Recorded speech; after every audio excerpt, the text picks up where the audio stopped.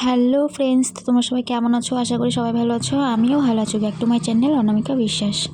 তো তো তোমরা দেখতেই পাচ্ছ যে আমি উঠোনে জল দিয়ে ভিজাচ্ছি। তো কেন ভিজাচ্ছি বলো?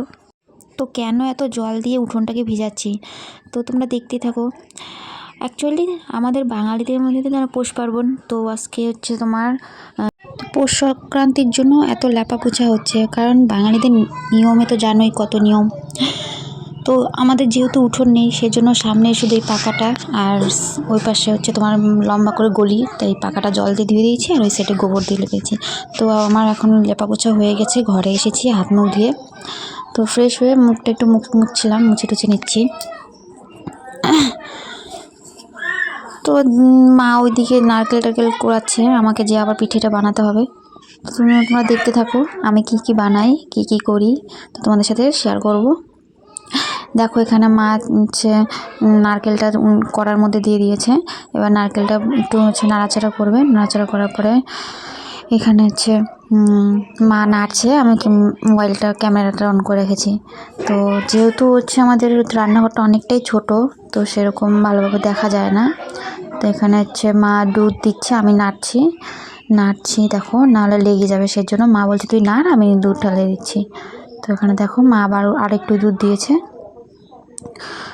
তো এটা পুর বানানো হচ্ছে, মানে এটা পাটিসাপটা আর হচ্ছে পুলি পিঠা হয়তো বানাবো, তো এটার পুরটাই মানে বানাচ্ছি।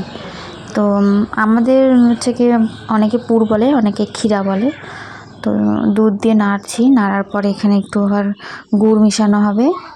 তারপরে মা আবার একটু জল দিয়ে দিল, মানে শুধু দুধ দিয়েছে তো, তাই একটু জল মেশানো হয়েছে। তো দেখো এখানে এই দেখো চাল গুঁড়া করে নিয়ে এসছে। তো ওখানে আবার হচ্ছে কি পুরটা প্রায় হয়ে যাচ্ছে, তো মা আবার একটু পায়েস পাতা এনে দিল। তো ওটা মানে গাঢ় হবে, বুঝলে, যে মা একটু গুড় দিয়ে দিচ্ছে। গুড়টা দেওয়ার পর একটু নাড়ানাড়ি করতে হবে, নেড়ে চেড়ে। তো এটা যখন পুরো গাঢ় হয়ে যাবে, মাখা মাখা হয়ে যাবে, তাহলেই পুর রেডি হয়ে যাবে। তো এখানে মনে হচ্ছিলো গুড় একটু কম আছে, তার জন্য মা আবার একটু গুড় দিয়ে দিয়েছে। তো গুড় দেওয়ার পর আবারও নেড়ে চেড়ে নিয়েছি। এটা নাড়তে নাড়তে যখন পুরো আঠা আঠা হয়ে যাবে, তখনই পুর আমাদের রেডি হয়ে যাবে।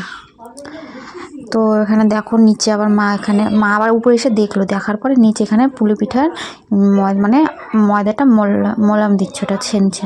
তো ওই সাইডে এই যে এখানে পুলি পিঠা কয়েকটা বানিয়ে দিয়েছিল, তো আমি আবার সেগুলো ভাজছিলাম। ভাজতে ভাজতে তোমাদেরকে দেখাচ্ছি, দেখো কি সুন্দর বানিয়েছে।